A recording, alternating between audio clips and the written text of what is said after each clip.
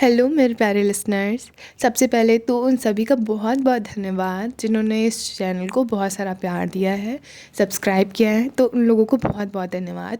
और उन सभी को भी बहुत बहुत धन्यवाद जो पहली बार इस चैनल पे आए हैं और अपना वैल्यूएबल टाइम दिया है इस वीडियो को सुनने के लिए। ठीक है, चलिए स्टार्ट करते हैं कि वो क्या एक चीज़ है जो जो हमें अपनानी चाहिए किसी भी लैंग्वेज को अच्छा स्पीक करने के लिए। मतलब हम, चाहे वो इंग्लिश हो चाहे वो कोई भी हो लैंग्वेज हो, हम कैसे फ्लुएंट और करेक्ट अप्रोच के साथ उसको बोल सकते हैं। तो उसके लिए हमें क्या अपनाना चाहिए। आपने गौर किया होगा जब भी कोई छोटा बच्चा होता है आसपास और आप या कोई और भी व्यक्ति उससे कहता है, कुछ सिखाना होता है उसको बोलने के लिए, जैसे मम्मा या पापा, तो क्या कहता है, बोलता है ना कि बोलो बेटा पापा। तो वो धीरे धीरे बोलता है पापा, एक एक वर्ड के साथ। ठीक है, बिल्कुल वही चीज़ आपको करनी है। आपको रोज़ एक वर्ड सीखना है, चाहे आप मेरे चैनल से सीखो या कहीं से भी सीखो। उसका अर्थ देखना है, उसका एक्सप्लेनेशन देखना है, उसके एग्जांपल्स देखने हैं, करेक्ट अप्रोच देखनी है कि अच्छा वो कौन सा एडवर्ब है या नाउन है, मतलब कौन सा पार्ट ऑफ स्पीच है। ये सब देखने के बाद फिर आपको उसको प्रोनाउंसिएट करना है। कोई भी वर्ड आपने जैसे सीखा तो आपको उस पर प्रोनाउंसिएशन करना है, उस वर्ड को प्रोनाउंसिएट करना है 3-4 बार। फिर बाद में आपको क्या करना है, उस वर्ड से रिलेटेड कम से कम 2 सेंटेंस बनाने हैं खुद, विदाउट एआई की मदद से। फिर उस सेंटेंस को बना करके गूगल पे जाना है और वो दोनों सेंटेंस को डालना है, मतलब एक एक करके डालना है, और फिर लास्ट में डालना है मीनिंग इन हिंदी। तो आपको जो गूगल ट्रांसलेटर होगा वो अच्छे से उसको ट्रांसलेट करके दे देगा कि अच्छा इसका मीनिंग ये होगा।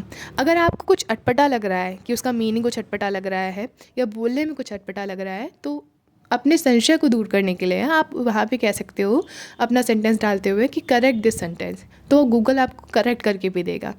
तो ये चीज़ आप अगर अपनाएंगे, मतलब एक ही वर्ड पे अगर आप इतना जूझ करके उसको सीखेंगे, तो धीरे धीरे करके आपके सामने कहीं भी वो वर्ड आएगा तो आप उसको जान पाएंगे कि उसका अर्थ क्या है, वो कैसे यूज़ होता है आपके सामने। चाहे कोई स्पीक कर रहा हो या आप पॉडकास्ट सुन रहे हो या फिर कोई इंग्लिश की बुक पढ़ रहे हो, जहाँ पे भी वो वर्ड अगर यूज़ हुआ तो कम से कम आपको उसका मीनिंग तो पता होगा। और एक बार किसी भी वर्ड का मीनिंग पता हो जाता है तो हम अपने आप से ये अज्यूम करना छोड़ देते हैं कि अच्छा उसका अर्थ ये हो सकता है या ये होगा, तो हम अच्छे से समझ पाएंगे और आंसर कर पाएंगे।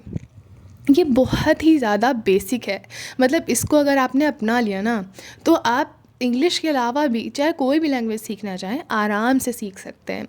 तो आई होप कि आप ये एडवाइस अपनाएंगे और अगर आपको सही लगेगी तो, क्योंकि मेरा ऑब्जर्वेशन यही रहा है तो मैंने ये आपको बताया।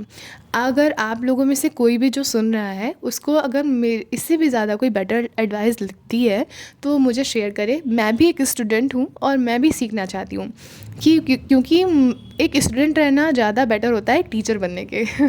अगर आप हमेशा सीखने की इच्छा में रहते हो तो आप अपने आप को ग्रो करते हुए देखते हो। तो अगर आप लोगों में से कोई भी ऐसा व्यक्ति सुन रहा है जो मुझे बेटर एडवाइस कर सकता है स्पीकिंग के थ्रू, तो मुझे बहुत खुशी होगी उसकी एडवाइस सुन करके। तो थैंक यू फॉर वॉचिंग मेरे इस वीडियो को देखने के लिए and love you all so much.